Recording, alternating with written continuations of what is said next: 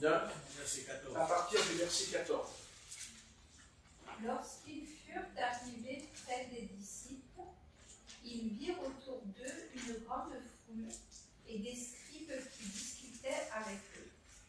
Dès que la foule vit Jésus, elle fut surprise et en accourut pour le saluer. Il leur demanda « Sur quoi discutez-vous avec eux ?» Et un homme de la foule lui répondit « Maître, j'ai amené auprès de toi mon fils qui est possédé d'un esprit muet.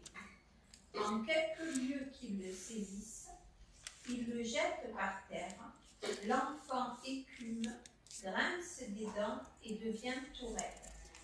J'ai prié tes disciples de chasser l'esprit et ils n'ont pas pu. » Race incrédule, leur dit Jésus, jusques à quand serai-je avec vous?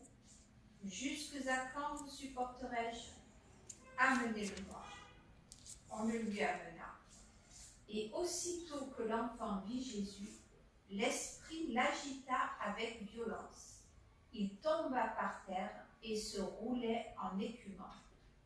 Jésus demanda au Père, « Combien y a-t-il de temps que cela lui arrive? » Depuis son enfance, répondit-il. Et souvent l'esprit l'a jeté dans le feu et dans l'eau pour le faire périr. Mais si tu peux quelque chose, viens à notre secours, aie compassion de nous. Jésus lui dit, si tu peux le croire, tout est possible à celui qui croit. Aussitôt, le père de l'enfant s'écria, je crois, viens au secours de mon incrédulité. Jésus, voyant accourir la foule, menaça l'esprit impur et lui dit, esprit muet et sourd, je te l'ordonne, sors de cet enfant et n'y rentre plus. Et il sortit en poussant des cris et en l'agitant avec une grande violence. L'enfant devint comme mort, de sorte que plusieurs disaient qu'il était mort. Mais Jésus, l'ayant pris par la main, le fit lever, et il se tint debout. Quand Jésus fut entré dans la maison, ses disciples lui demandèrent en particulier, « Pourquoi n'avons-nous pu chasser cet esprit ?» Il leur dit, « Cette espèce-là ne peut sortir que par la prière et par le jeûne. » Amen. Amen. Amen. Voilà. Donc, vous voyez, d'abord, déjà, on va commencer par s'intéresser par cette chose importante. Vous voyez,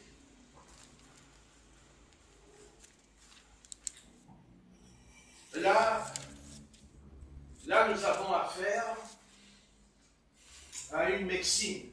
On a affaire à la médecine. Et on a affaire aussi à un docteur. Je sais qu'aujourd'hui, d'abord, il faudrait déjà que nous puissions. Il faudrait que l'humanité soit capable d'être transformée et changée pour pouvoir atteindre un tel niveau de médecine. Parce que là, nous sommes non pas dans une médecine qui consiste dans le corps, dans d'être guéri corporellement, physiquement. Là, on va loin, on va loin. Donc je sais qu'aujourd'hui, nous les hommes, nous allons aller voir un docteur, quand on est malade. Quand on a de la fièvre, quand on a des migraines, quand on a même des boutons, on va voir le docteur. Le docteur, il se dit, asseyez-vous, et il va donc nous écouter, il va analyser le problème. Et puis, il va prendre son ordonnance, ce fameux papier blanc, là, et il va commencer à écrire, tu vas prendre tel cachet, tu vas prendre des ampoules, tu vas te faire une piqûre, voilà. Et alors, on est tout content, hein.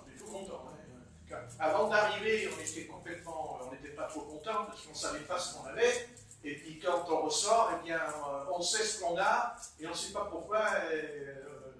On est content. On est content parce qu'on a une ordonnance. On a une ordonnance et nous pensons que parce que le docteur nous a donné une ordonnance, enfin, il nous a donné une ordonnance, elle n'est pas gratuite, hein, elle n'est pas gratos, comme on dit. Hein, parce que le monsieur qui est devant vous, qui est gentil le docteur, il dit bonjour, alors, qu'est-ce que vous avez? Vous êtes malade? Oh, c'est pas grave, il dit toc, hop, 25 euros. Bientôt, ça va être 30 euros, hein, bientôt. Et 60 euros pour les handicapés. Donc, 60 euros pour les handicapés. Donc, c'est intéressant, c'est intéressant. Non, parce que tu comprends, parce que peut-être que le président, il croit qu'on ne comprend pas. Il pense qu'on ne comprend pas. On ne comprend pas que quand tu n'es pas handicapé, c'est 30 euros, et quand tu es handicapé, c'est 60 euros. Ça veut dire que plus tu es malade, plus c'est cher. Alors, essayez de ne pas être handicapé, s'il vous plaît. Ne soyez pas handicapé, parce qu'après la visite, c'est 60 euros. Voilà.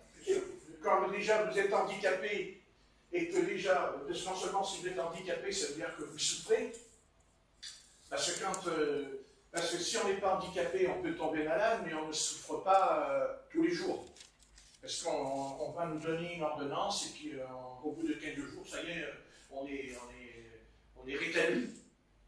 Mais l'handicapé, lui, il n'est pas rétabli, il est handicapé jusqu'à la mort, hein, jusqu'à la fin de sa vie. Donc à partir de bientôt, là, parce que c'est dans les semaines qui viennent, la loi, c'est certain, hein, c'est pas moi qui le dis, c'est certain, c'est 30 euros bientôt, 30 euros et 60 euros pour les handicapés. 60 euros. Voilà, donc 60 euros. Enfin, bon, je ne sais pas si le Seigneur lui a demandé 60 euros là, hein, au papa, là. Peut-être que Jésus, il a dit au papa, je vais le guérir, mon enfant, mais tu me donnes 60 euros. Ouais, le 5% aussi, il est enlevé. Oui. Il va être à 80. Bien sûr. Donc voilà. Ça, c'est un détail, mais il faut soulever les détails. Vous voyez? Moi, ce qui m'intéresse ici, c'est de savoir, est-ce que nous qui sommes convertis au Christ, est-ce que nous allons arriver à monter à un étage? Parce que dans un immeuble, il y a des étages. Il y a le rez-de-chaussée, le premier, le deuxième, le troisième. Hein, moi, il y en a 6, moi. Bon, c'est pas bon, 6. Hein. Pas bon. Puis en plus, Alain, il habite aussi bien. Attention, hein, le chiffre de la marque dans la tête. Hein. Alain, c'est pour ça qu'il fait que de se gratter. Il est quand même il se gratte encore devant moi. Donc, voilà. Vous voyez ce que je veux dire? Voilà. C'est une question d'étage. Donc, ici, nous avons affaire à une médecine, à quelque chose à une médecine où on pense que ce n'est pas pour nous, que ça, c'était réservé, comment l'expliquer, c'était réservé au temps du Seigneur Jésus, au temps des apôtres, et que tout ça, on le lit, mais ça ne sert à rien. Ça ne sert à rien, quoi. Ben, simplement, quand on lit tout ce passage, on a une réponse, on a un résumé de ce que l'humanité pourrait être transportée à aller au-delà de ce que nous faisons. C'est-à-dire, je veux dire, quand on est malade, on va voir le docteur, on se fait opérer, on a affaire à une médecine. Mais là aussi, j'ai affaire à une médecine. Et là aussi, j'ai affaire à un médecin, j'ai affaire à un docteur. Seulement, la médecine qu'il y a dans ce passage, ce n'est pas la même que la nôtre.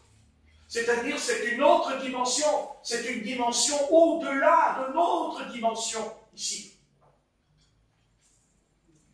Mais pourquoi? Pourquoi? Ben oui, ça bouge tout seul là. Là, ça a bougé tout seul les trucs, là, quand je parle. Donc je veux dire par là, il y a une autre dimension. Quelque chose d'autre pour être guéri. Quelque chose d'autre pour être guéri, pour être en bonne santé, pour être heureux, sans passer par l'homme, sans passer par la médecine des hommes. Amen. Le Seigneur accepte et tolère. Mais ça ne veut pas dire que c'est sa volonté. Ça ne veut pas dire que c'est son projet pour l'humanité. Dans ce passage, Jésus On sait ce que Jésus a fait. On le sait.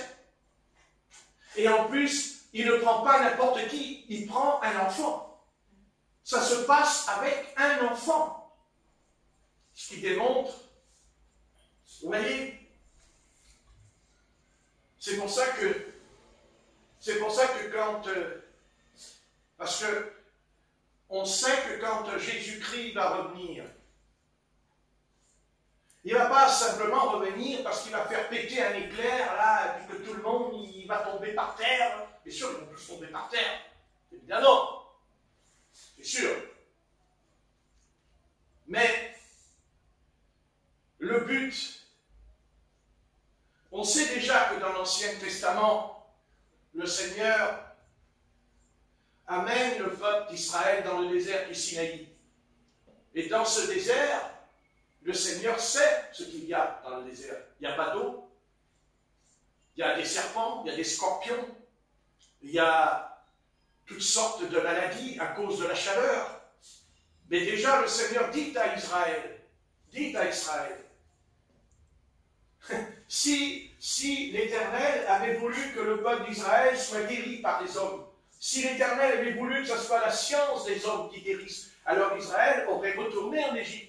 L'Éternel aurait dit, retourne en Égypte pour te faire soigner. Retourne en Égypte pour prendre à l'époque les médicaments, les plantes et tout ça. Non. L'Éternel dit à Israël, tu sors d'Égypte, tu quittes l'Égypte. Et plus tard, tu quittes Babylone. Tu sors du monde. Tu quittes le monde.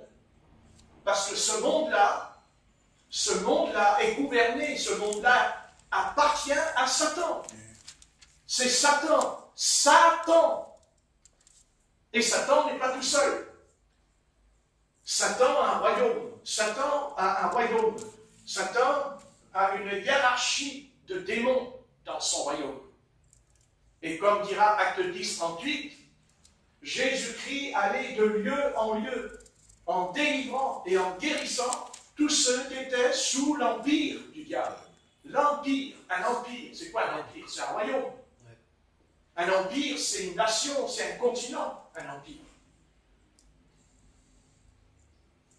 Et il y a dans la Bible, il y a dans ce livre quelque chose qui nous explique les choses.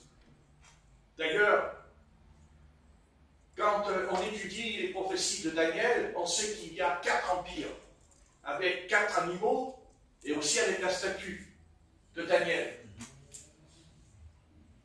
Et nous savons que le premier empire, c'est Babylone, le deuxième empire, c'est les Perses et les Médès, le troisième empire, c'est les Grecs, et le quatrième empire, c'est l'Empire romain.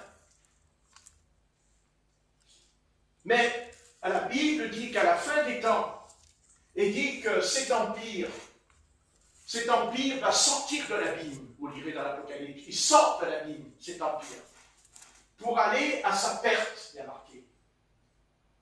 Et cet empire, qui est le quatrième empire, qui est l'empire du mal, puisqu'il dit que c'est ce quatrième empire qui va permettre à la bête et aux faux prophètes de sortir de la mer, c'est-à-dire du monde. Donc cet empire romain existait pendant 1000 ans, et il tombe, il s'écroule quand il est venu la horde des Indes, quand il est venu là, du Nord, ces peuples qui ont différé sur toute l'Europe, n'est-ce pas? Et qu'après, la Gaule est devenue, elle aussi, la Gaule elle-même sera romaine. Mais oui, et après nous savons l'histoire, on ne va pas faire un cours d'histoire, la Renaissance et tout le bazar qui est venu. Mais l'essentiel, c'est de savoir qui en est le prince de l'Empire. Qui est le prince? Car chaque empire a un prince. Chaque royaume a un prince. Et d'ailleurs, quand Daniel priera, et que pendant 21 jours, il va jeûner et prier, l'Éternel dit que pendant 21 jours, il lui dit que le prince de Java m'a résisté pendant 21 jours. Mais que l'ange Michael est venu à son secours. Car il y a eu un combat dans le ciel entre ce prince. La Bible dit que dans le royaume de Satan, il y a les princes, il dit les principautés, les autorités, les puissances des ténèbres. Et c'est pour ça que, pourquoi croyez-vous que le Seigneur dit, repentez-vous, soyez baptisés au nom de Jésus-Christ, hein? Mais aussi dit, recevez le don du Saint-Esprit. Pourquoi? Pourquoi il faut qu'on reçoive le don du Saint-Esprit? Pourquoi il faut qu'on soit baptisé dans le Saint-Esprit? Parce que, quand on s'est repenti, quand on a pris le baptême d'eau, quand on s'est mis en règle avec ce livre, parce que quand on prend le baptême, on ne prend pas n'importe quel baptême. On prend le baptême biblique. On prend le baptême apostolique.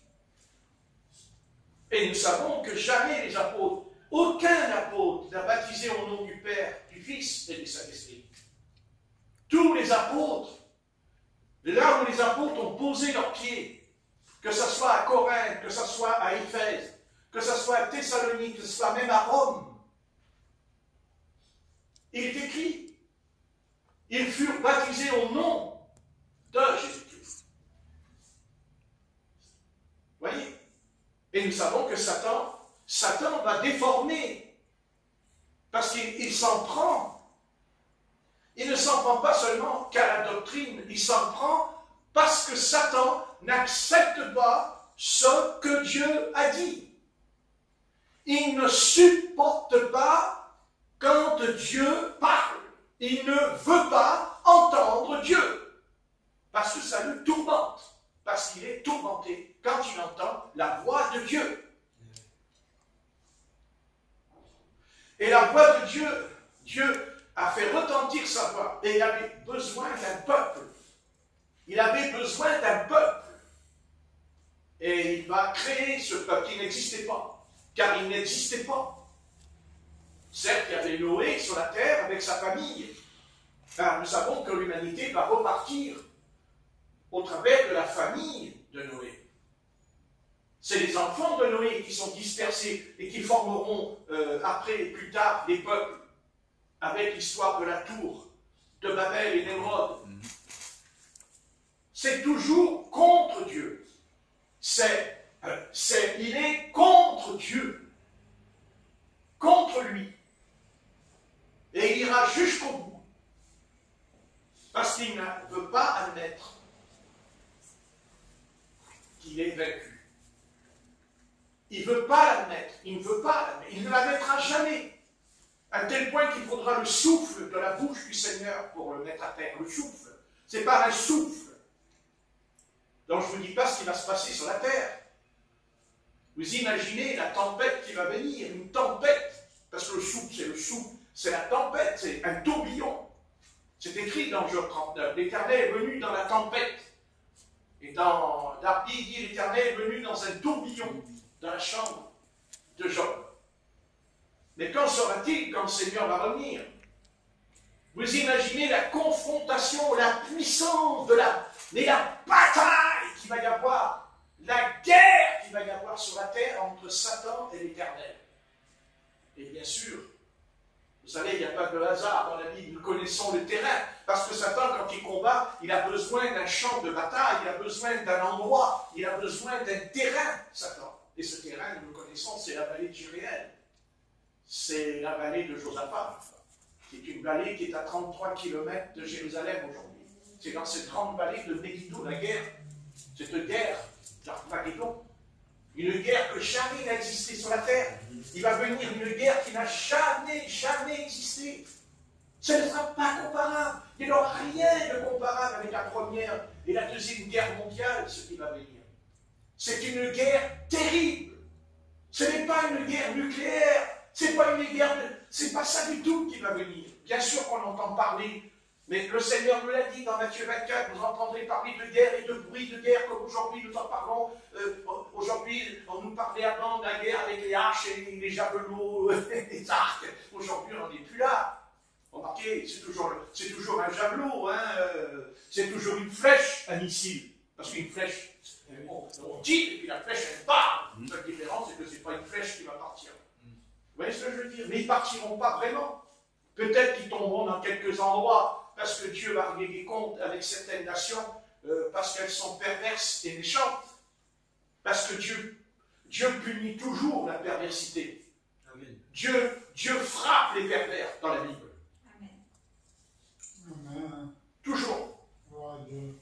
pas ça qui va venir. C'est pas ça qui va se passer. C'est une guerre entre le Seigneur et Satan. C'est un affrontement de la... Mais quel affrontement! La puissance de Satan, toute la puissance de Satan va venir sur la terre. Il va descendre avec tous les démons. D'ailleurs, quand on voit déjà ce qu'un démon il peut faire ici, dans un enfant, vous imaginez un démon. Un démon. Vous avez remarqué? Un démon. Qu'est-ce qu'il fait le démon là? Il jette l'enfant dans le feu. Et dans l'eau, il le jette dedans. Il le jette dedans. Et c'est exactement ce qui va se passer. C'est exactement ce qui va se passer. Parce qu'en fait, ce n'est pas Dieu qui va jeter l'humanité dans le feu et dans l'eau. C'est le diable qui va le faire. Mais c'est vrai que c'est aussi le Très-Haut qui le permet. Il va lui permettre, comme il avait permis à Job. Il a permis, il dit, je te permets. Vous lirez, je te permets, dans Job chapitre 1, chapitre 2, je te permets. Oh, heureusement. Parce que si tout lui était permis, il y a longtemps que l'humanité aurait disparu. Et qu'elle ne serait pas là ce soir et nous non plus. Mais Dieu permet. Dieu lui autorise. Mais Dieu permet par rapport à ce que nous faisons. Quand Dieu dit à Israël, si tu obéis à ma voix, si tu obéis à mes commandements, si tu fais ceci, si tu fais ça, alors tu auras du miel, alors tu auras du lait, alors tu auras des enfants, et tu auras ceci, et tu auras cela, et tu seras ceci, tu seras béni. Parce que c'est ça, tu seras béni. Dieu est très clair dans la Bible. Dieu n'est pas quelqu'un qui va commencer à nous tromper parce qu'on est au XXIe siècle.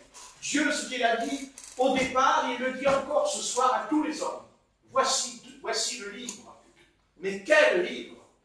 Voici le livre de la bénédiction et voici le livre de la malédiction. Il faut que ça soit clair. Il y a deux propositions. Elles sont proposées à toute l'humanité ce soir. Soit tu veux être béni, soit tu veux être maudit. À toi de décider. Je suis navré pour l'humanité. Tu dois prendre une décision. Amen. Et cette décision, elle se prend par un seul mot, la repentance. Tout est dans la repentance. Parce que la repentance, c'est une émotion qui est remplie de sincérité. Parce que l'homme n'est pas sincère. Parce que même le peuple, l'Église, et même le peuple d'Israël n'est pas sincère. N'est pas sincère. Et ce soir, c'est à nous de nous poser la question. Est-ce que je suis sincère? Oui ou non? Est-ce que je suis vraiment sincère? Bien que ce n'est pas parce qu'on est sincère qu'on ne peut pas se tromper. Attention, ce n'est pas parce que je suis sincère que je ne peux pas me tromper. Amen. Au contraire, plus je suis sincère, et plus je peux me tromper. Amen. Parce que Satan, quand il voit qu'on est sincère, justement, il va essayer de nous entraîner. Vous comprenez? Parce qu'il dit, oh là là, il est trop sincère, lui. Il faut que je le fasse tomber parce qu'il est sincère. Parce que c'est ça qui craint le diable. Amen. C'est quand on est sincère. Quand David est tombé, il tombe, il a un péché, mais il est sincère. Puisqu'il dit, oh Dieu, j'ai péché contre toi et contre le ciel. Oh Dieu, je t'ai offensé. Moi, David. Et il est sincère. Mais ça n'a pas empêché de rouler dans la farine. Vous comprenez ce que je veux dire? Mais puisqu'il était sincère, Dieu le relève. Dieu, il dit, debout David, lève-toi David. Amen. Pourquoi? Parce que derrière son péché, il y avait une autre personne. Il y avait une autre personne. Un peu comme le diront les apôtres dans la barque, quand au loin, il y a Jésus qui marche sur l'eau, et eux ils ont dit, oh, c'est son fantôme. Vous voyez, c'est son fantôme. Vous voyez ce que je veux dire? Et il faut que vous sachiez que les fantômes font le mal. Ne l'oubliez jamais, parce que ça existe les fantômes. Contrairement à ce que vous croyez, ça existe. Parce qu'en fait, les fantômes, ce sont des démons. Ce sont des esprits qui font le mal. Quand on rentre en contact avec un fantôme, notre vie va être un calvaire. Un vrai calvaire, c'est certain. Et c'est pour ça qu'il y a des gens qui rencontrent des fantômes et qui le disent, qu'ils les ont vus dans leur vie. Mais quel calvaire après. Donc, on est très clair. Dans ce passage, les choses sont claires. Nous avons deux solutions. Vous savez, dans la vie, il y a deux chemins. Il n'y en a pas trois. Il y en a deux. Il y a un chemin qui mène à la vie éternelle et il y a un chemin qui mène à la mort éternelle. J'ai dit la mort éternelle. Il faut que les choses soient très claires. La vie, elle est faite comme ça. C'est dès le départ, quand Dieu créa l'homme. Dieu n'a même pas attendu que Ève vienne vers lui. Dieu lui dit, sans que Ève existe, Dieu lui dit, il y a deux chemins. Et Dieu, pour essayer de l'aider à comprendre qu'il y a deux chemins, il lui dit, il y a deux arbres. Il lui dit, il y a deux arbres. Et nous savons que ces deux arbres, ce sont deux personnes. Ces deux personnes, c'est Satan et le Seigneur. C'est un choix. On ne peut pas rester entre les deux. Ça nous arrangerait d'être entre les deux. Mais ce n'est pas possible. On ne peut pas être entre les deux. Parce que dans l'univers, il y a le bien et le mal. Dans l'univers, il y a la justice et l'injustice. Dans l'univers, il y a la lumière et les ténèbres. On ne peut pas. C'est imprimé même dans le ciel. C'est imprimé même dans les étoiles. C'est imprimé. Nous sommes les seuls êtres. Nous sommes les seuls. Les seuls à être capables. Même pas les anges n'ont pas, même les anges n'ont pas reçu la possibilité comme nous de choisir. C'est pour ça qu'ils sont tombés, les anges déchus. Mais nous, non. Nous, non. Il n'y a rien qui nous oblige. Rien ne nous force à aller vers l'obscurité. Parce que dès l'instant que Dieu nous a donné ce livre entre nos mains, alors on ne peut pas faire autrement. Que ce soit au Nouveau Testament, ce n'est pas possible. Il y a le chemin de la lumière et le chemin des ténèbres. Mais qu'est-ce que les ténèbres? Ben, c'est le mal. Les ténèbres, c'est la nuit, c'est l'obscurité. Mais comment je sais que je suis dans l'obscurité? Comment je sais que je suis dans les ténèbres? Mais parce que nous soyons dans les ténèbres ou que nous soyons dans la lumière, ça ne changera rien. Nous sommes appelés à grandir.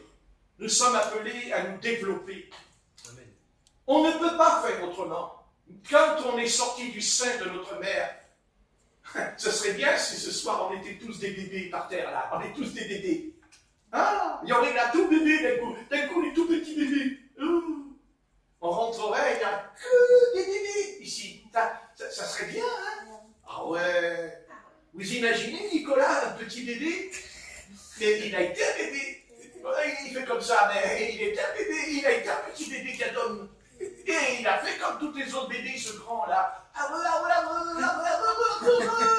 Ça veut dire quoi? Biberon, biberon, biberon,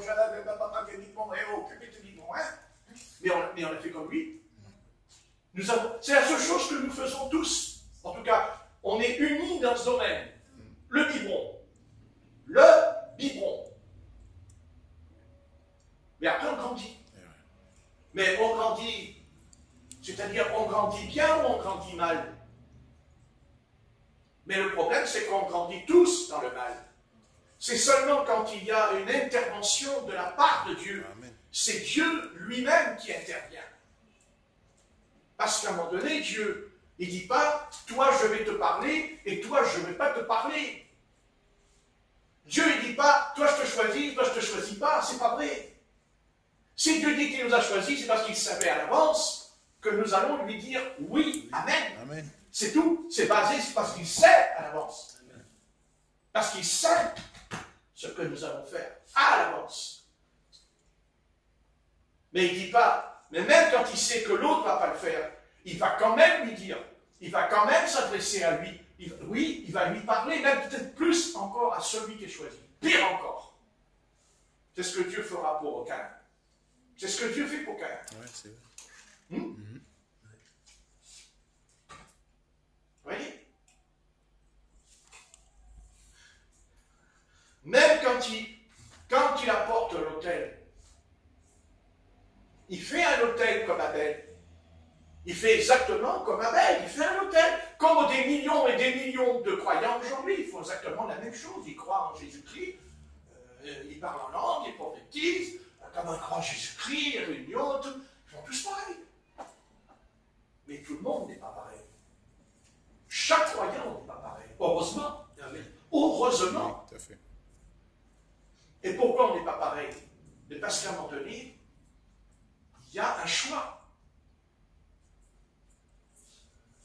Et le choix, il est tout clarifié. Il est tout clair.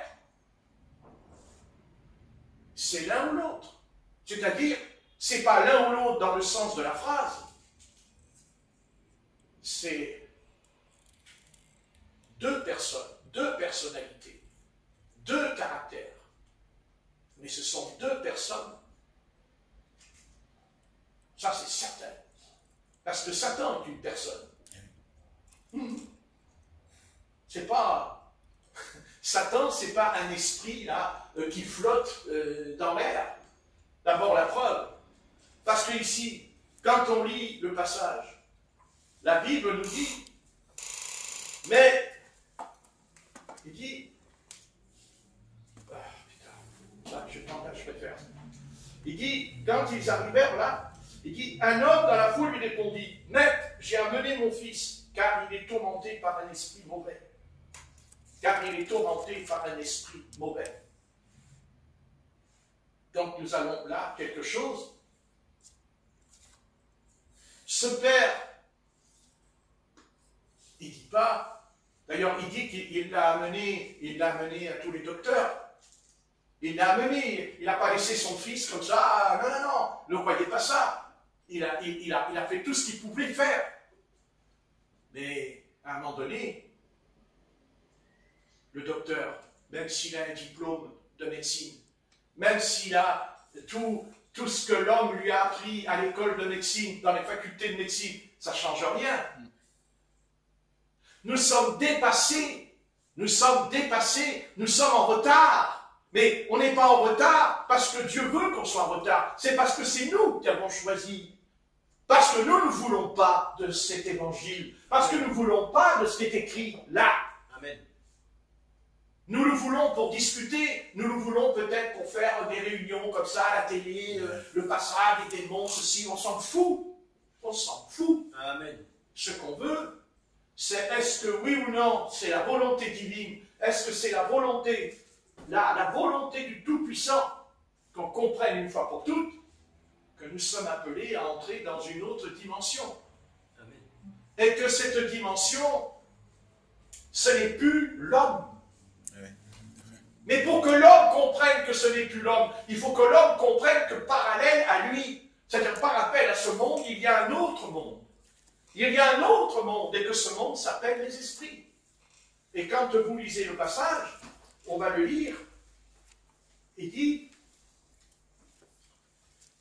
Maître,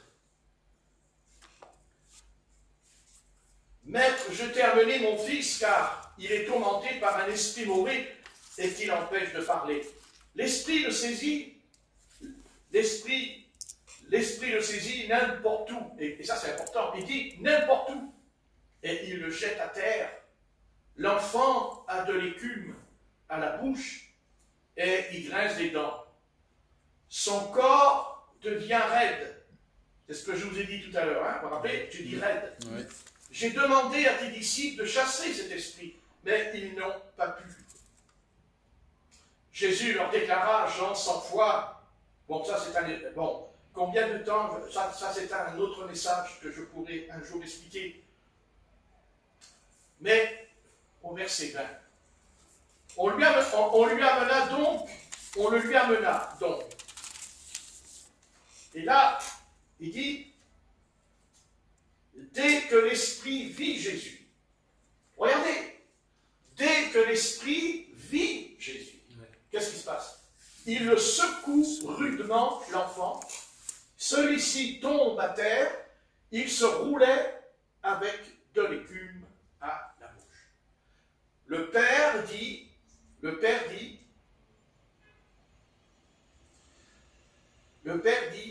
au verset 18, j'ai demandé à tes disciples de chasser cet esprit. Vous voyez? De chasser cet esprit, c'est-à-dire ce démon. Je leur ai demandé de chasser le démon, c'est-à-dire un esprit. Je ne parle pas du corps, je ne parle pas de mon corps, je parle de l'esprit, que vous entendez mais que vous ne voyez pas. Vous ne le voyez pas, mon esprit, mais vous l'entendez par ma voix. Donc, il dit, j'ai demandé à tes disciples de chasser ce démon qui est dans l'enfant. Mais ils n'ont pas pu. Mais ils n'ont pas pu. Bien sûr, on ne va pas rentrer dans les détails, mais quelle leçon! Parce que le Seigneur, il n'est pas là pour faire que des prédications, il est là pour nous donner des leçons. Et la leçon que le Seigneur nous donne, c'est qu'il va aller droit au but avec eux. Et il leur dira, dans la version, j'ai Jean 100 fois. 100 fois. Vous n'avez pas la foi, il leur a dit. Vous n'avez pas la foi. Et même, ça s'adresse à tous les ministres du culte. Il leur dit, oh là, oh Seigneur, combien de temps encore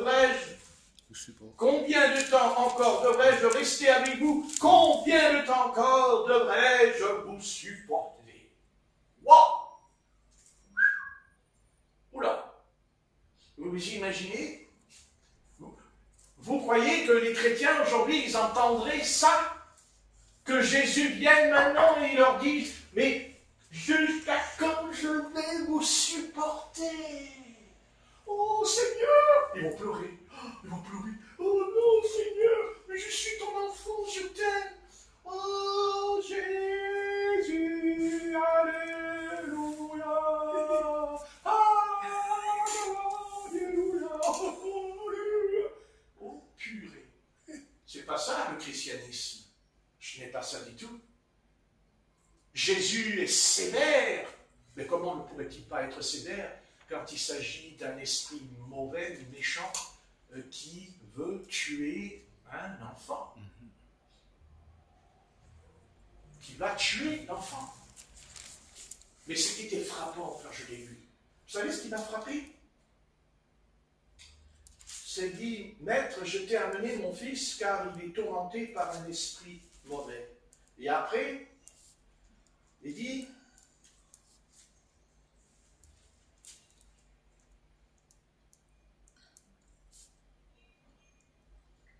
au verset 20, on le lui amena donc, dès que l'Esprit vit Jésus. Ah là. Oh.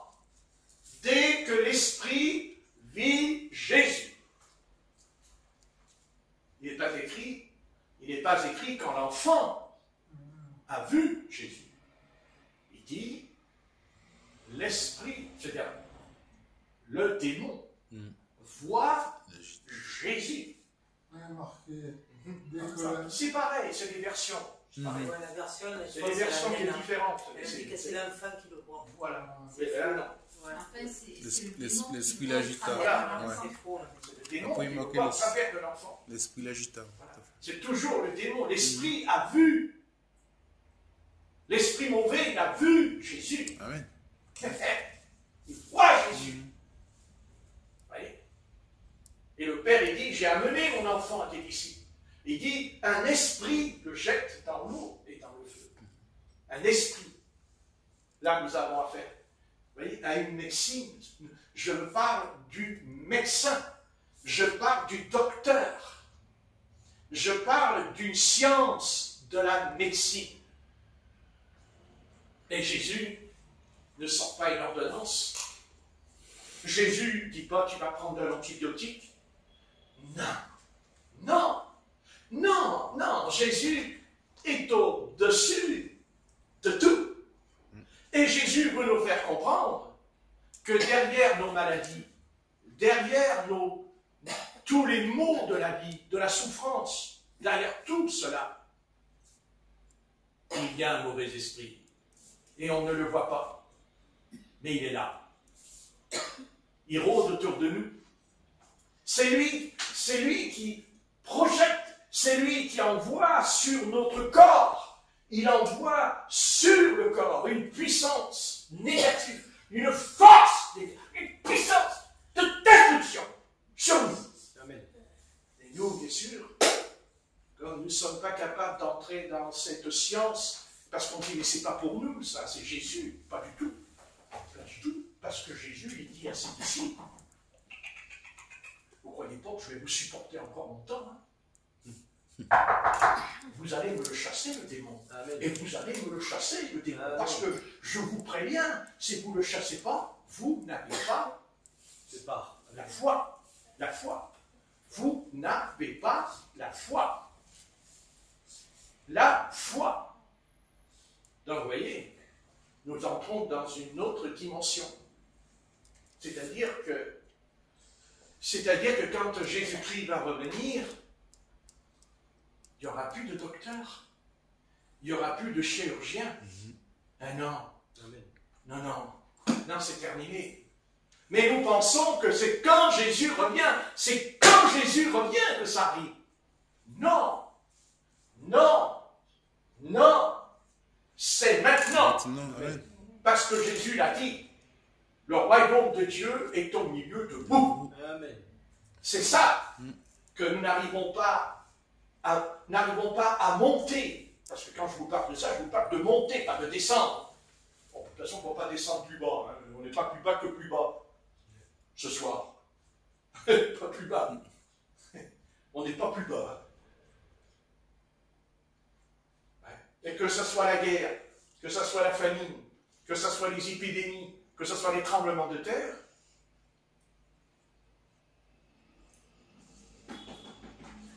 c'est cet esprit qui est derrière. Amen.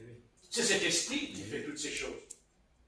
C'est cet esprit qui rend les hommes tordus, pourris. Et je vous signale, pour rafraîchir là, les pédophiles, comme on dit, leur rafraîchir, que cet esprit-là, il attaque à l'enfant. Et eux aussi, ils ont cet esprit en eux, puisqu'ils font des choses horribles avec les petits-enfants. Amen. Vous voyez, c'est un démon. Ouvert. C'est la seule différence, attention. Seule différence. C'est un esprit, mais ce n'est pas la même hiérarchie. Ce n'est pas les mêmes rangs. Ça n'a rien à voir. Là, c'est un esprit comment expliquer? On pourrait dire aujourd'hui, c'est d'ordre de psychiatrie. Là, nous avons affaire on a affaire à une médecine de psychiatrie. C'est de la psychiatrie, cette histoire. Mais Jésus, lui, il ne se sert pas des médicaments. Il ne se sert pas. Non, non, non, non, non. Jésus lui dit, non. Ça, c'est un démon. Et vous, là, vous les disciples, là, vous allez vous secouer la banane, hein? Doucement, là. Parce qu'il dit, mais jusqu'à quand serai-je avec vous? Vous n'avez pas lu? Jusqu'à quand serai-je avec? Comme si le Seigneur n'était avec nous. Bien sûr qu'il est avec nous. Mais il n'est plus avec nous quand on doute. Il n'est plus avec nous quand on n'y croit pas. Vous comprenez? Seulement voilà, vous me dites, la foi, la foi. Tu dis qu'il faut avoir la foi. Mais voilà, ça fait des années que tu me dis qu'il faut avoir la foi. Ouais, mais la foi, c'est pas la langue. Amen. La foi, elle porte du fruit, la foi. La foi, il ne peut pas. Qu'est-ce que dit l'apôtre Jacques? Tu ne peux pas dire que tu as la foi, tu n'as pas les œuvres. Tu ne peux pas dire, et non, vous connaissez le passage de l'apôtre Jacques. Ouais. Seulement, là où je peux vous faire monter dans une hauteur, là où on devrait rentrer dans cette hauteur avec le maître, c'est que, attention, il ne faut pas oublier que le maître, il a dit, cette sorte de démon, cette sorte d'esprit, ne sort que par le jeûne et par la prière.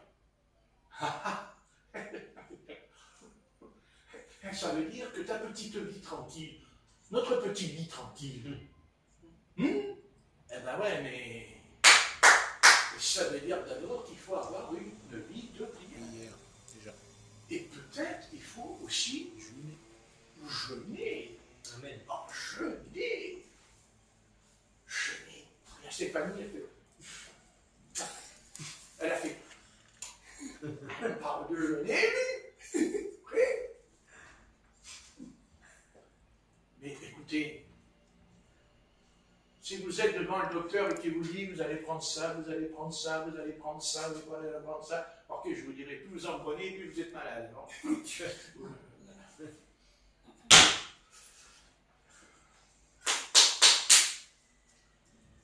On veut vraiment s'en sortir, mais nous avons la réponse au travers de la bouche du Christ.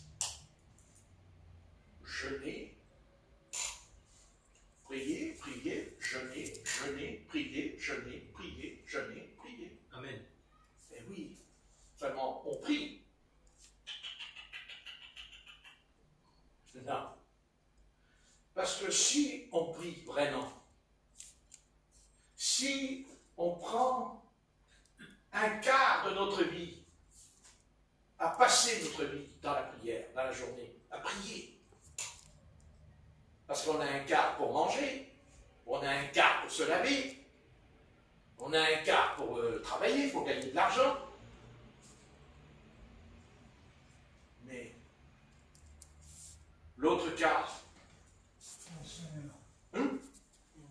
qu'est-ce qu'on en fait? Alors, si nous voulons guérir, si nous voulons être délivrés, si nous voulons avoir une santé de fer, ben peut-être qu'il faut arriver à comprendre que voilà. Là, je parle pas de la bénédiction dans le sens, non mais c'est pas grave, c'est normal, c'est tout à fait normal ce qui se passe. Je sais des choses, mais je sais une chose, c'est que de toute façon, que dès l'instant que nous commençons à prier et à jeûner, nous entrons dans une autre dimension. Et cette dimension-là, notre chair, la charnelle, ne voudra jamais. Eh oui. Il faut bien arriver à le comprendre. Jamais, jamais et jamais. Parce que quel rapport il y a entre la chair et l'esprit? Quel rapport? Ils sont en inimitié, dit le texte, entre eux. Mais, maintenant, si nous avons un Messie, parce que Jésus-Christ est un Messie, c'est le Messie. Jésus-Christ, c'est le Sauveur. Le Sauveur aussi de nos péchés, qui délivre de nos péchés. C'est ce que dit l'Apocalypse au chapitre 1. Nous avons été délivrés de nos péchés par son sang.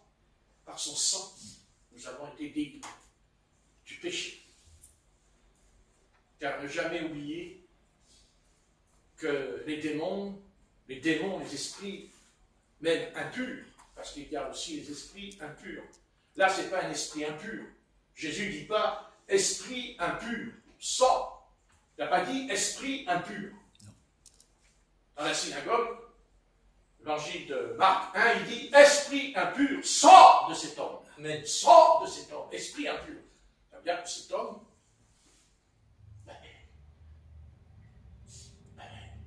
à votre avis, qu'est-ce qu'il faisait?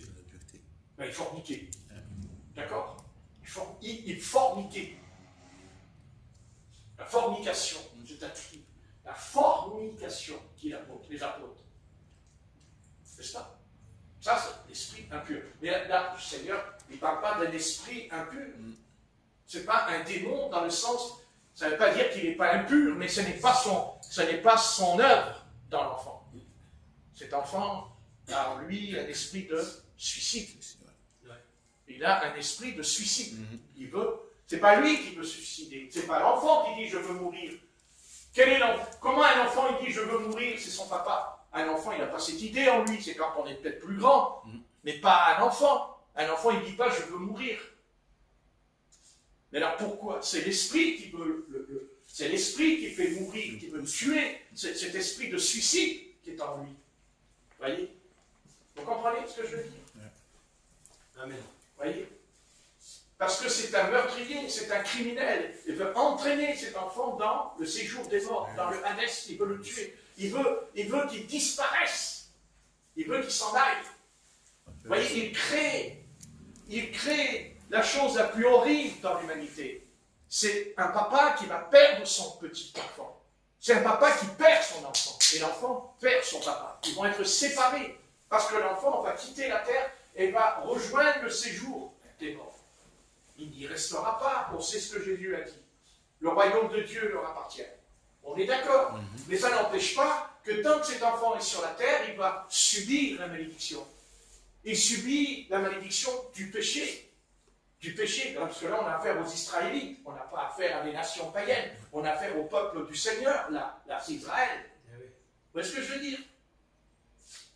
Et vous voyez, le papa dira, un esprit le jette dans l'eau. Un esprit le jette dans l'eau. C'est un esprit qui le jette. Vous voyez ce que je veux dire? C'est vraiment un démon qui le jette dans l'eau. Il le jette dans l'eau. Vous voyez? Il le jette dehors. Il le fout dans l'eau. S'il ne peut pas le tuer dans l'eau, il va le tuer dans le feu. Vous voyez ce que je veux dire? Son but, c'est ça. Et nous, notre but, c'est que nous allons, c'est ça, c'est-à-dire que nous allons paniquer. Nous allons paniquer. Vite, le docteur, le médecin, ceci, on est des êtres humains, on panique. Parce que c'est notre science, c'est notre connaissance à nous. Mais Jésus-Christ, il est en train de nous expliquer que cette chose-là, c'est pas seulement quand il va revenir, c'est ce soir, c'est maintenant. Est-ce que oui ou non, nous voulons croire vraiment que nous pouvons entrer dans une autre médecine? Est-ce que nous pouvons même le démontrer par l'expérience? Et ça, il n'y a que l'Église, de Jésus-Christ qui peut manifester cette preuve, non pas scientifique, surnaturelle. Et en fait, les chrétiens, soit ils n'entrent pas dans le surnaturel, soit ils y rentrent, mais du mauvais côté. Ils rentrent du mauvais côté, ils vont dans le mauvais sens. Parce que Satan vient pour les influencer en disant « Mais oui, il faut être spirituel, mais oui. Regardez, le pasteur, il prend sa veste, et puis il prend sa veste, et puis il prend sa veste, et puis il fait comme ça, il fait comme ça. Et tout le monde, il tombe par terre. Regardez, il y a les vidéos, je n'invente pas. C'est pas des païens qui tombent par terre, c'est que des croyants là qui sont dans l'assemblée, ils tombent tous par terre. Et le Seigneur, il va envoyer quelqu'un qui tombe comme ça par terre, la tête qui tombe par terre, la colonne vertébrale. Mais qu'est-ce que c'est? Mais remarquez, ils n'ont rien. Hein? Ah ben non. Expliquez à moi qu'on peut tomber à la renverse, la tête par terre, et on n'a rien. Mais c'est parce que c'est puissance des ténèbres, c'est les esprits qui... il y a une sorte de corps qui est soulevé en même temps. C'est démoniaque. C'est démoniaque. C'est le surnaturel. Exactement comme l'esprit qui jetait l'enfant dans le feu. Donc nous, on peut voir un enfant. Cet enfant, on va l'emmener au psychiatre. Il va nous expliquer, le psychiatre, c'est l'enfant, c'est le souffleur, c'est là, et chercher ses livres dans sa bibliothèque. Qu'est-ce que c'est? Ah oui, c'est... Mais Jésus, lui, c'est pas ce qu'il vous dit. Jésus de Nazareth, fils de Dieu, nous propose autre chose. Il nous propose, et pas seulement il nous propose, mais il établit des hommes, même des femmes, parce qu'en Christ, il n'y a ni homme et ni femme, dit l'apôtre Paul, établit, donne de comprendre.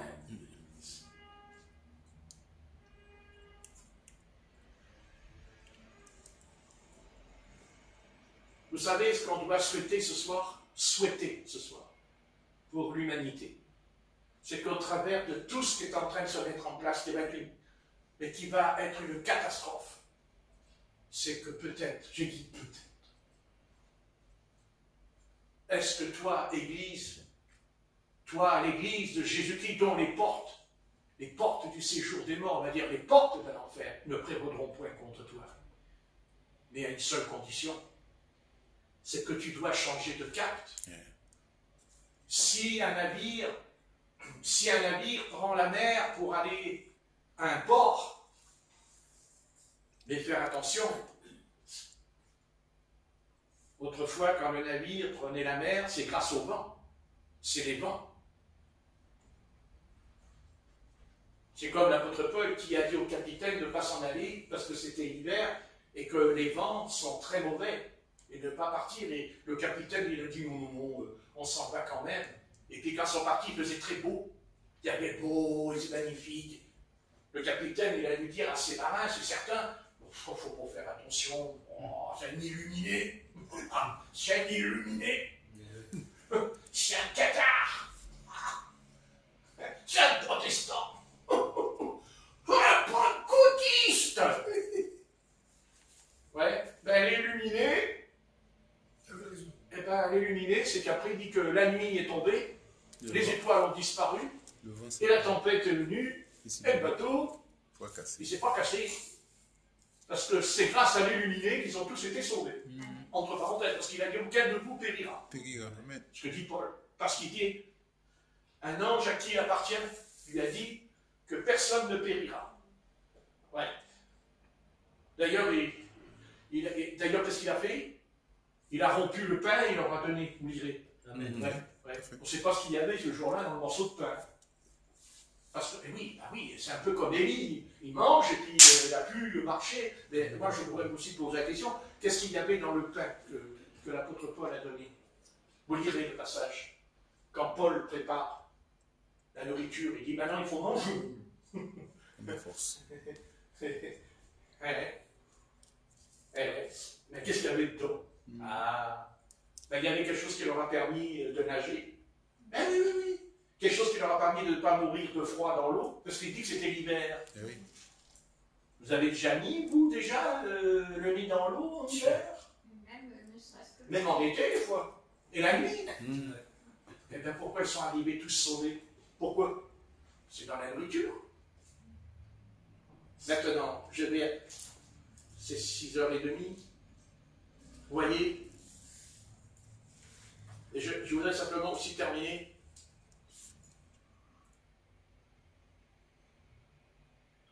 Verset 25, c'est très important le verset 25, parce que c'est exactement ce que je vous ai dit tout à l'heure. Jésus vit la foule accourir près d'eux, alors il menaça l'esprit mauvais et lui dit, esprit qui rend muet et sourd, je te le commande, sors de cet enfant et Il ne rentre plus. Et ne revient plus jamais en lui. Qu'est-ce qu'il fait Jésus quand il voit la foule? Quand il voit la foule qui arrive, Jésus va chasser le démon tout de suite. Parce qu'il ne le fera pas devant la foule. Amen. Il ne fera pas devant la foule. Vous voyez? Il réagit tout de suite. Il a vu au loin la foule qui venait. Et il a dit, c'est bon, stop, on arrête. Il chasse le démon, il dit, ça suffit, ça s'arrête. Parce qu'il a dit, sors. Sors. Et n'y rentre plus. Et imaginons-nous que dans la foule, il y en aurait eu qui se serait pris le démon. Oui, Même une personne, ça suffit. De se prendre ce genre de démon. La personne, elle rentrait à la maison, et puis à un moment donné, dans les semaines qui viennent, elle avait envie de se suicider. Elle avait envie de mourir. C'est exactement ce qui se passe aujourd'hui, vous savez, mais c'est pas, là, c'est pas un enfant aujourd'hui. Vous voyez? Nous avons la capacité d'entrer dans un autre domaine ce soir. C'est à nous, vous voyez, c'est à nous de voir si oui, on est capable, et on est capable, puisque Jésus a dit, il a dit, jusqu'à quand je vais vous supporter? Jusqu'à quand? Jusqu'à quand je vais être avec vous? Il dit, jusqu'à quand devrais-je être avec vous? Ce qui veut dire qu'on n'a pas besoin de Jésus pour chasser les démons, puisqu'il dit, Jusqu'à quand je devrais être avec vous? Donc ça veut dire que sans qu'il soit là, Dieu nous a donné le don. Le don. Amen. Le don. Et vous dites, mais non, mais ça c'est réservé à quelques hommes de Dieu. Non, non, parce que le Saint-Esprit, autrefois, il était donné à quelques-uns, comme les prophètes. Et les rois, les sacrificateurs avaient l'onction. Mais pas ce soir. Ce soir. Tu la veux l'onction ce soir? Tu peux la recevoir. Tu n'as pas besoin d'être sacrificateur. Tu n'as pas besoin d'être un prêtre, là, le prêtre. Je suis prêtre. Oh, je suis prêtre. Et ça c'est fini, ça. Ça, c'est la nouvelle humanité.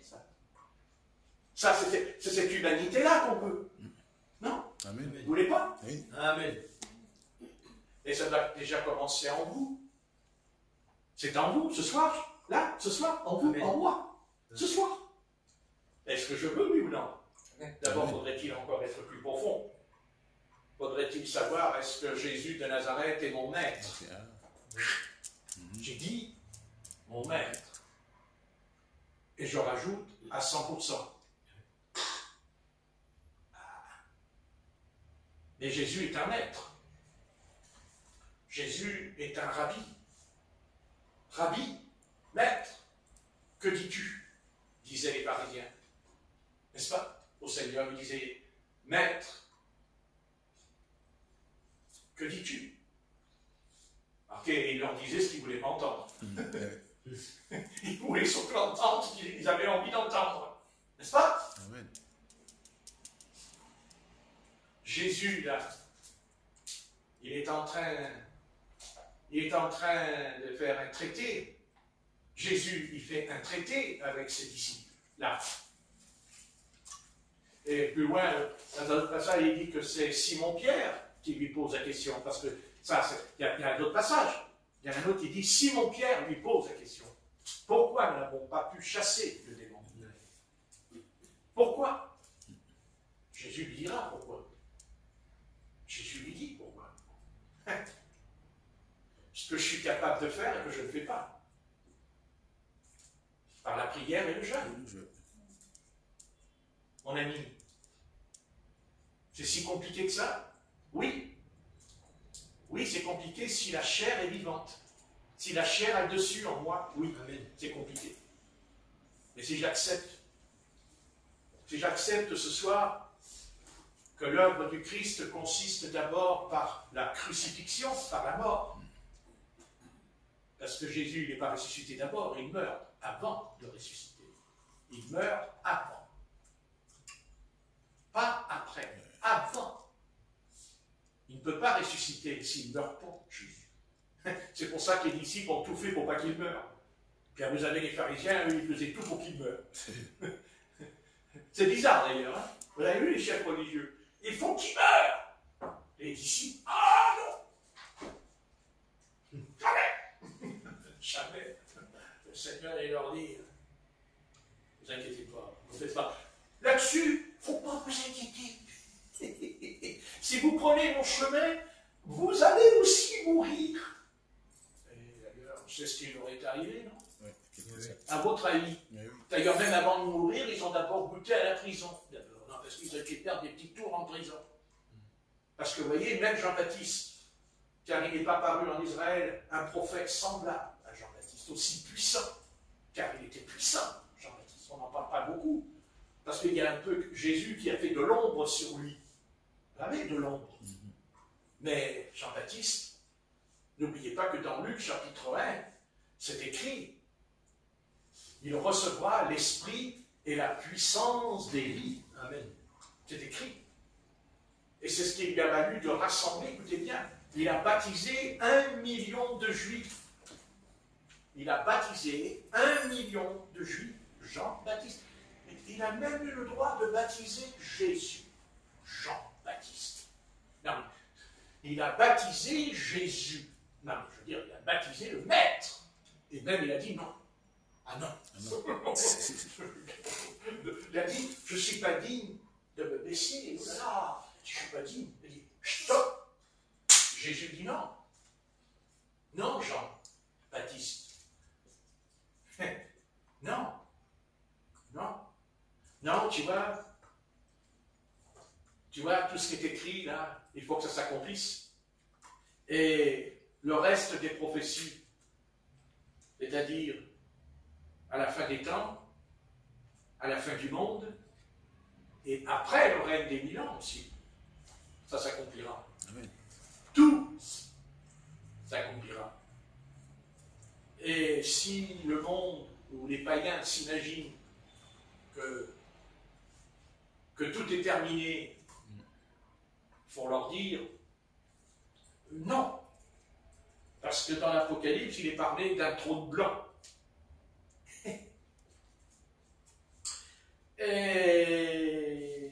Et que si vous êtes dans le séjour des morts, ben oui, vous allez en sortir. Ah oui.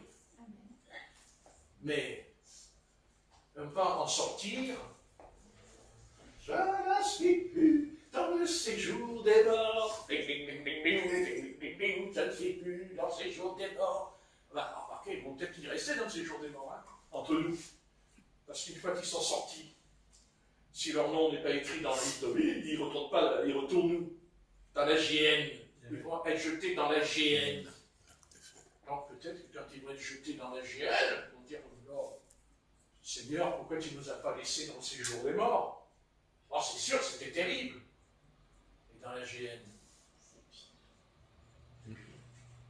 Parce que dans la GN, il n'est pas dit qu'on n'existe plus. Pas du tout. Non. Pas du tout.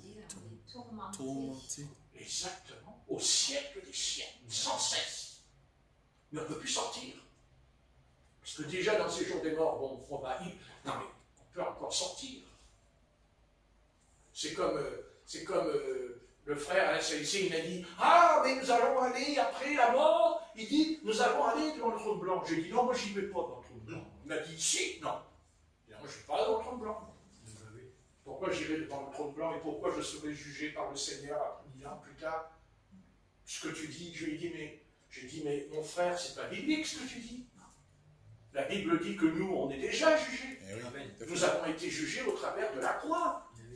Notre condamnation, c'est Jésus qui l'a pris. Pourquoi il va m'envoyer après devant le trône blanc, Jésus, pour me juger? Et il me dit, oui, il y a le tribunal de Christ. Ça n'a aucun rapport. Ça n'a rien à voir. Le tribunal de Christ, ça n'a rien à voir avec le trône blanc.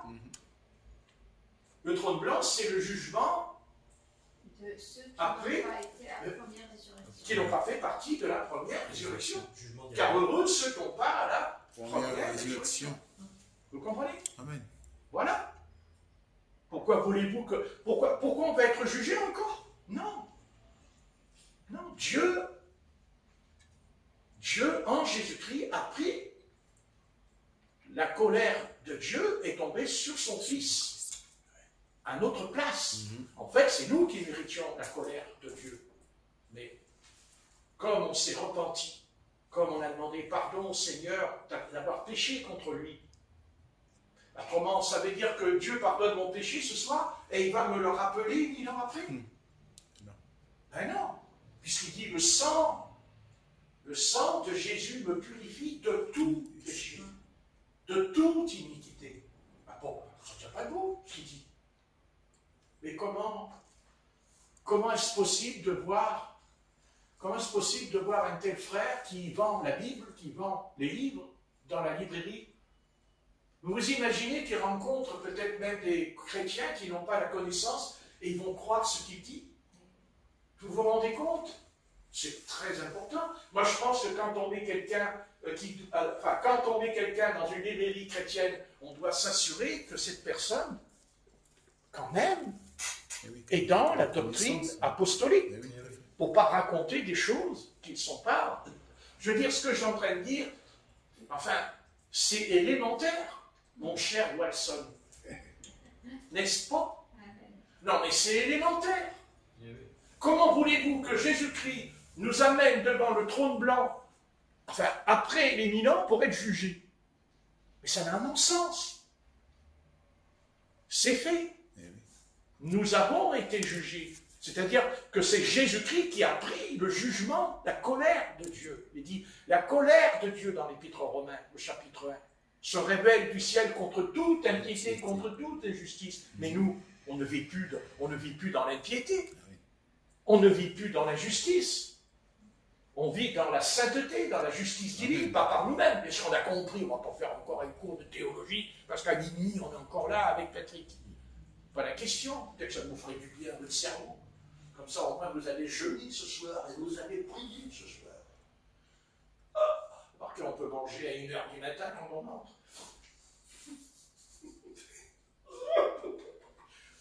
Quel épouvantail, prédicateur. Mais il ne faut pas oublier quand même que l'épouvantail, ça chasse les oiseaux. Ah oui. Intéressant ça. Cependant. C'est sûr. Je sais. Tu ne peux pas faire autrement. Bien. On va arrêter là, parce que c'est bon. 7h10, ça va. Est-ce que vous voyez là un peu Jésus dans ce livre? Est-ce que vous ne sentez pas que le Christ a une autre médecine à nous proposer? Amen. Est-ce que Jésus n'aurait pas une autre dimension à nous amener tous? Même, je parle même pour toute l'humanité. Je parle de toute l'humanité. Amen. Vous voyez que, en fait, est-ce qu'on arrivera, nous, à être des maîtres, comme l'étaient les apôtres, quand on a mené aux pieds des apôtres les malades, les estropiés, les aveugles, les sourds, les démoniaques, tous étaient guéris. Amen. Pourquoi? Parce qu'ils étaient des médecins, ils étaient des docteurs. Amen. Vous croyez que les apôtres n'étaient pas des docteurs? Aussi. De grands docteurs, de grands médecins, les apôtres. Vous savez, on a une autre médecine. Il y a quelque chose de grand là-dedans. Mais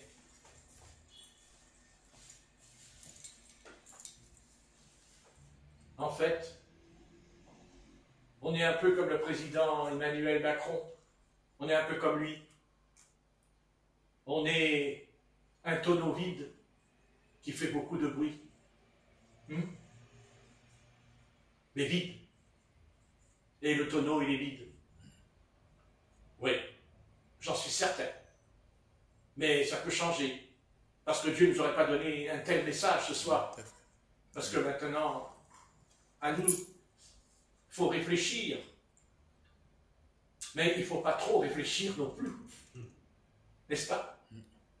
Parce que trop réfléchir, c'est aussi prendre une voie de garage. Et on sait ce que c'est qu'une voie de garage. Mais une voiture, c'est pas fait pour être mis dans un garage. Elle est faite pour rouler, la voiture. Mais aussi pour transporter des gens. Parce que quand on prêche l'évangile, on fait monter des gens dans la voiture. On leur ouvre la porte pour qu'ils montent dans la voiture. Autrefois, on aurait pu dire, ils montent dans un char. C'est-à-dire, on va dire, l'évangile. L'évangile. Mais qu'est-ce que c'est que l'évangile? C'est quoi l'évangile? Ben, il faut le lire. Et on verra que l'évangile, c'est quoi? Ben, c'est des milliers et des milliers d'êtres qui ont été guéris par Jésus de Nazareth. Jésus n'a jamais refusé de guérir quelqu'un. Jésus, il n'a jamais dit il faut aller voir un docteur. Luc lui-même qui était médecin. Luc, qui n'était pas juif. Luc, c'est pas un juif. C'est un gentil, un païen, qui s'est converti, qui a suivi Jésus de Nazareth. Mais lui-même, qui était médecin, il dit Luc le médecin. Mais est-ce qu'il est écrit dans les actes que Paul a dit à Luc, tu peux me préparer quelque chose parce que je suis malade? C'est pas écrit.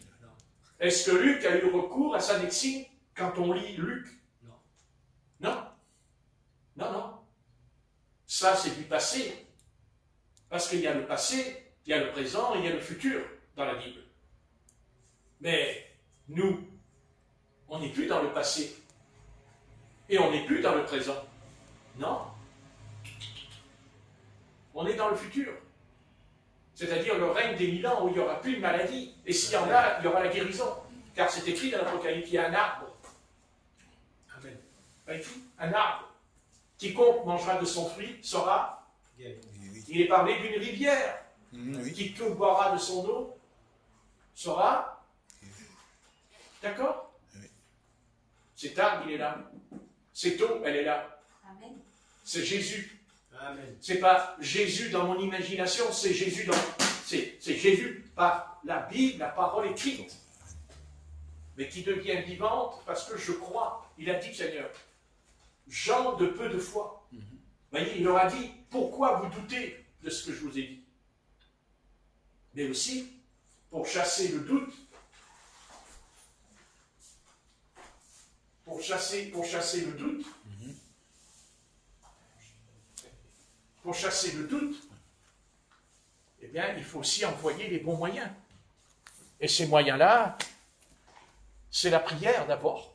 C'est une vie de prière. C'est pas prière. Et c'est aussi...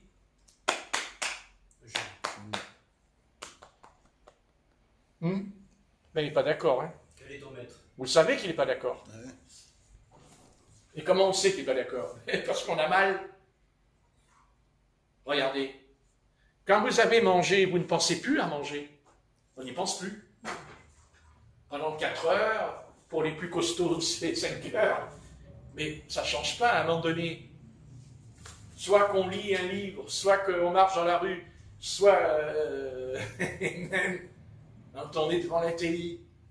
C'est bizarre. On regarde un film, on ne sait pas pourquoi, dis donc.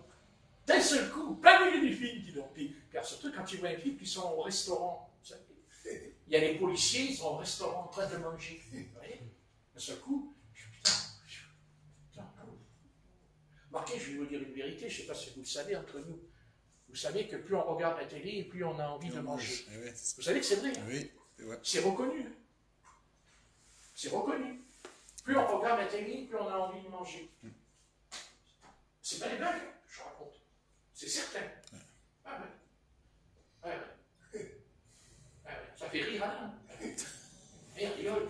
Eh ouais, c'est pour ça qu'ils disent qu'il y en a beaucoup qui grignotent en regardant la télévision. Absolument. Et ils mangent n'importe quoi. Oui, absolument. Ah ouais, t'as raison. Ah, Oui, ils grossissent comme ça. plus tu regardes la télévision, plus tu vas grignoter, tu vas manger. Je vous le dis. Télévision, l'ordinateur. C'est pour ça qu'il y a beaucoup de gens, et même l'ordinateur, et c'est pour ça qu'il y a beaucoup de gens qui sont polémiques et tout. Ouais, ouais. Obèse, tout ça. Eh oui. Ah ouais, voilà, Seigneur Jésus, nous te remercions pour ces quelques passages